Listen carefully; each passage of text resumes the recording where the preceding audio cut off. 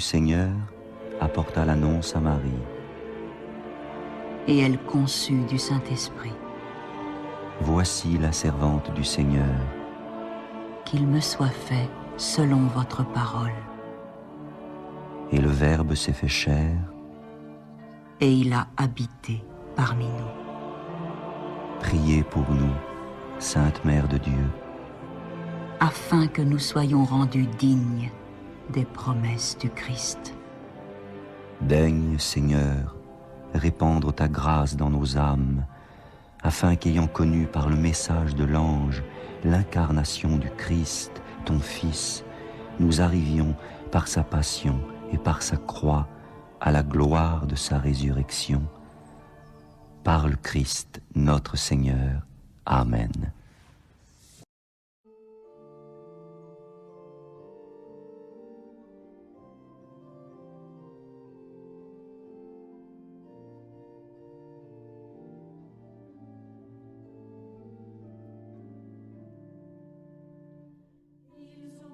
Seigneur, dans le silence de ce jour naissant, je viens te demander la paix, la sagesse, la force. Je veux regarder aujourd'hui le monde avec des yeux tout remplis d'amour, être patient, compréhensif, doux et sage, voir au-delà des apparences tes enfants, comme tu les vois toi-même, et ainsi ne voir que le bien en chacun. Ferme mes oreilles à toute calomnie. Garde ma langue de toute malveillance. Que seules les pensées qui bénissent demeurent en mon esprit. Que je sois si bienveillant et si joyeux, que tous ceux qui m'approchent sentent ta présence. Revêts-moi de ta beauté, Seigneur, pour qu'au long de ce jour, je te révèle. Amen.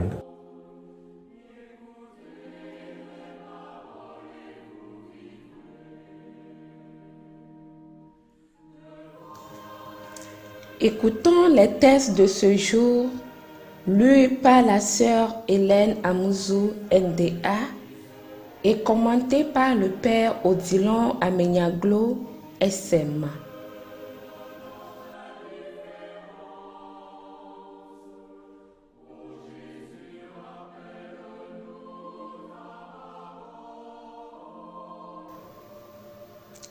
Lecture de la deuxième lettre de Saint Paul apôtre à Timothée, chapitre 2, versets 8 à 15. Bien-aimé, souviens-toi de Jésus-Christ, ressuscité d'entre les morts, le descendant de David. Voilà mon évangile. C'est pour lui que j'endure la souffrance jusqu'à être enchaîné comme un malfaiteur. Mais on n'enchaîne pas la parole de Dieu. C'est pourquoi je supporte tout pour ceux que Dieu a choisis, afin qu'ils obtiennent, eux aussi, le salut qui est dans le Christ Jésus, avec la gloire éternelle. Voici une parole digne de foi. Si nous sommes morts avec lui nous vivrons. Si nous supportons l'épreuve, avec lui nous régnerons. Si nous le rejetons, lui aussi nous rejettera. Si nous manquons de foi, lui reste fidèle à sa parole, car il ne peut se rejeter lui-même. Voilà ce que tu dois rappeler en déclarant solennellement devant Dieu qu'il faut bannir les querelles de mots. Elles ne servent à rien, sinon à perturber ceux qui les écoutent. Toi-même, efforce-toi de te présenter devant Dieu comme quelqu'un qui a fait ses preuves, Un ouvrier qui n'a pas à rougir de ce qu'il a fait et qui trace tout droit le chemin de la parole de vérité. Parole du Seigneur.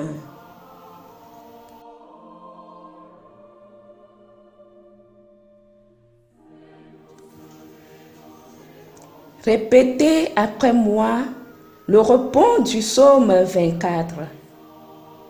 Seigneur, enseigne-moi tes voies.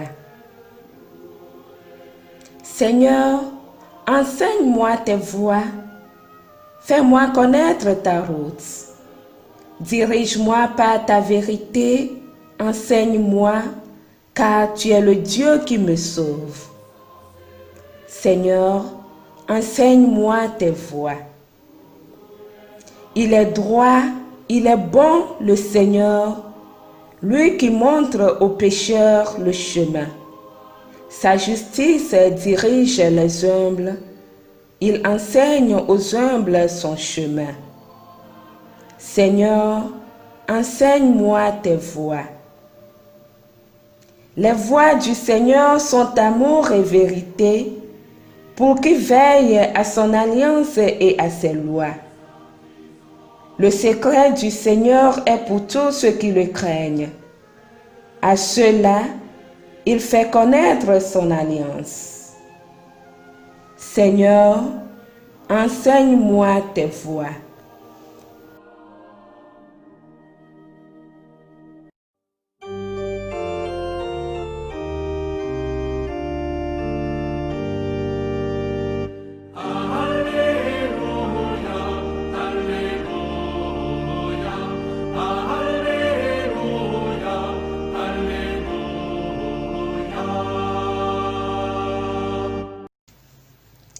Notre Sauveur, le Christ Jésus, a détruit la mort.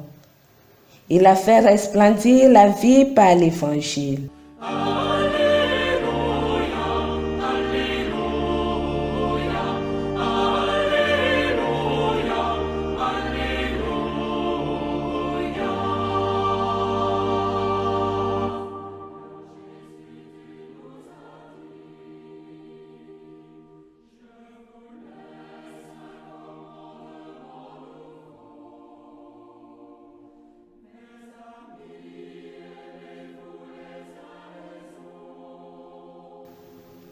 Évangile de Jésus-Christ selon saint Marc, chapitre 12, versets 28 à 34.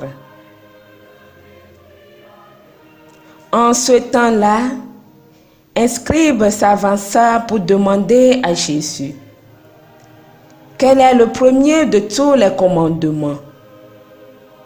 Jésus lui fit cette réponse: voici le premier. Écoute, Israël, le Seigneur notre Dieu est l'unique Seigneur. Tu aimeras le Seigneur ton Dieu de tout ton cœur, de toute ton âme, de tout ton esprit et de toute ta force. Et voici le second. Tu aimeras ton prochain comme toi-même. Il n'y a pas de commandement plus grand que ceux-là. Le scribe reprit: fort bien, maître, tu as dit vrai. Dieu est l'unique et il n'y en a pas d'autre que lui. L'aimer de tout son cœur, de toute son intelligence, de toute sa force, et aimer son prochain comme soi-même, vaut mieux que toute offrande d'holocauste et de sacrifice. Jésus, voyant qu'il avait fait une remarque judicieuse, lui dit: tu n'es pas loin du royaume de Dieu. Et personne n'osait plus l'interroger. Acclamons la parole de Dieu.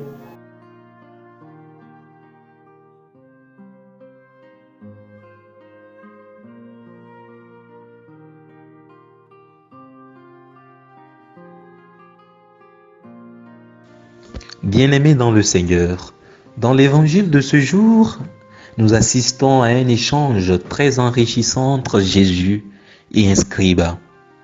Ce dialogue n'est pas issu d'une question piège comme nous l'avons assisté les jours précédents avec les Sadducéens et les pharisiens.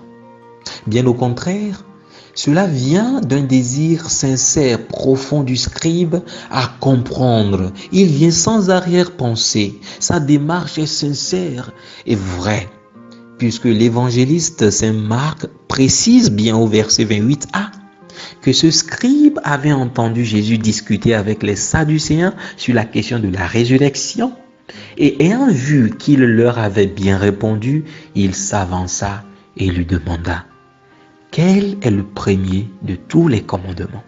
Voilà, il vient seul exprimer son inquiétude à Jésus à propos d'une question qui le tourmente et certainement qui affecte sa foi depuis un bout de temps. Rappelons, bien-aimés dans le Seigneur, qu'en Israël, le Talmud enseignait qu'il y a 613 commandements dans la Torah. Alors se pose une question fondamentale de compréhension. Comment retenir tous ces commandements et les garder pour être sauvés? 613. C'est énorme. Sûrement qu'il nous arrive aussi de nous poser des questions semblables dans le vécu quotidien de notre foi. On se demande c'est quoi l'essentiel. Il y a tellement de prescriptions qu'on se demande c'est quoi l'essentiel à faire pour être sauvé. C'est ainsi que le scribe demanda au Christ quel est le premier de tous les commandements. Il attend de lui une réponse satisfaisante, comme il vient de l'expérimenter sur la question des Sadducéens. Jésus lui répond et ne se contente pas de citer un commandement, mais il en cite deux. Deux pour nous faire comprendre que ces deux commandements sont intimement liés, mais il les cite dans un ordre bien défini. Il dit le premier, c'est l'amour de Dieu. Le Seigneur, notre Dieu, est l'unique Seigneur. La profession de foi. Tu aimeras le Seigneur, ton Dieu, de tout ton cœur, de toute ton âme, de tout ton esprit et de toute ta force. Cela veut dire aimer le Seigneur de tout ton être, engageant toutes tes facultés à son service. Vivre que pour Dieu, dans un décentrement de ta personne vers lui et lui seul. Laisser Dieu devenir le centre de tout dans ta vie. Mais cet amour désintéressé pour Dieu engage l'amour du prochain. Voilà. Avec le deuxième commandement qui dit « Tu aimeras ton prochain comme toi-même », Jésus vient ici nous faire comprendre que l'amour de Dieu et l'amour du prochain sont intimement liés et indissociables. On ne peut aimer Dieu sans aimer son prochain. L'amour du prochain est l'expression parfaite de l'amour que nous avons pour Dieu, bien-aimés dans le Seigneur. Saint Jean même dira dans sa première lettre, chapitre 4, verset 20, que si quelqu'un dit qu'il aime Dieu et qu'il haït son frère, il est un menteur. Alors, bien-aimés, pour Jésus, il n'y a pas de commandement plus grand que ces deux-là. Ces deux commandements, l'amour de Dieu et l'amour du prochain. Où en es-tu, bien-aimé dans le Seigneur? Sûrement que tu consacres tout ton temps à vivre dans un décentrement de ta personne vers Dieu. Tu fais tout pour lui plaire. Tu es pieux, tu es très religieux. Mais cet amour que tu portes pour Dieu s'extériorise-t-il dans ta relation avec les frères et sœurs?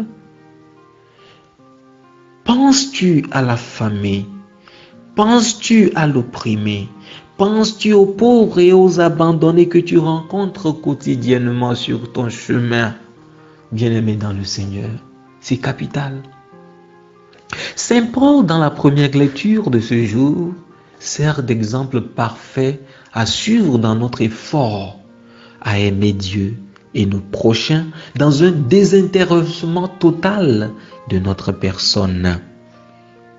Saint Paul, tout d'abord, dans cette première lecture, dit à Timothée que son évangile est Jésus-Christ ressuscité d'entre les morts. Voici la bonne nouvelle qu'il annonce et rien d'autre que ça. Souviens-toi de Jésus-Christ ressuscité d'entre les morts. Il est notre salut, notre gloire éternelle.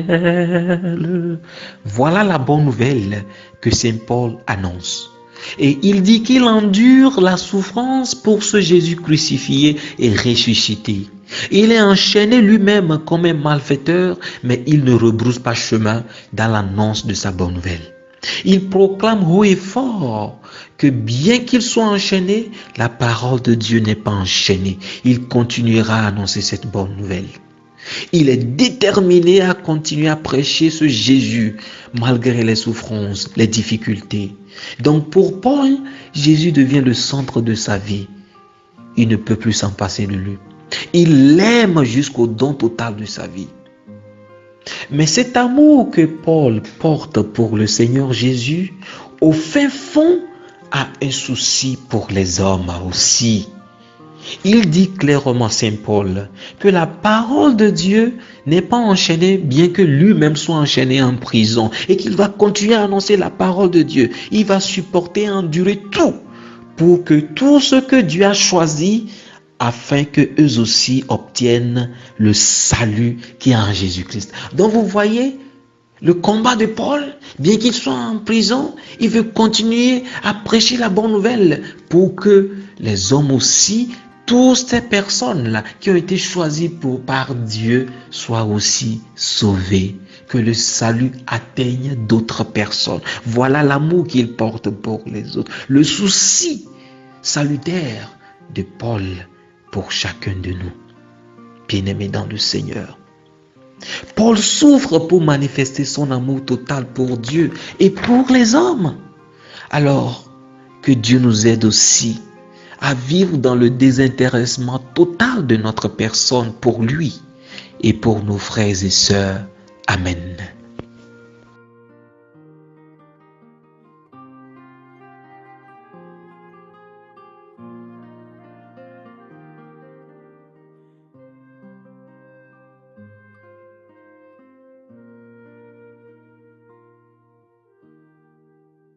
Le Seigneur soit avec vous et avec votre esprit. Que Dieu Tout-Puissant vous bénisse, le Père, le Fils et le Saint-Esprit.